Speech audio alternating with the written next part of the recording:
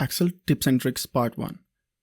आपने अक्सर देखा होगा कि जब आप डेटा सेट यहाँ पे पढ़ने लगते हैं तो आपका डेटा इस तरीके से क्लटर होता है। तो आप क्या करते हैं, इसको कॉलम को पकड़ पकड़ के बड़ा करते हैं और फिर पढ़ते हैं।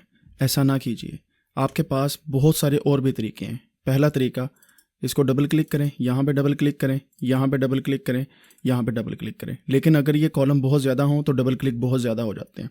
तो उसके लिए हमें क्या करना है, हमारे पास एक और तरीका है। यहाँ पे जाके इस पर क्लिक करें, यहाँ से रोज़ एंड कॉलम सारे सिलेक्ट हो जाएंगे। एक चीज़ को यहाँ पे क्लिक कर दें तो ये सारे की सारी जो कॉलम्स हैं ये ऑटो फिट हो जाएंगे। अब एक और चीज़ है, अगर रोज़ भी हमारी इस तरह क्लस्टर्ड हों और कॉलम भी इस तरीके से क्लस्टर्ड हों तो हमारे पास शॉर्टकट्स भी हैं। यहाँ पे आएँ, कंट्रोल ए दबाएँ, Alt+H+O+I, ये आपका जो कॉलम है उसे ऑटो फिट कर देंगे। Alt+H+O+A आपकी रोज़ फिट कर देंगी।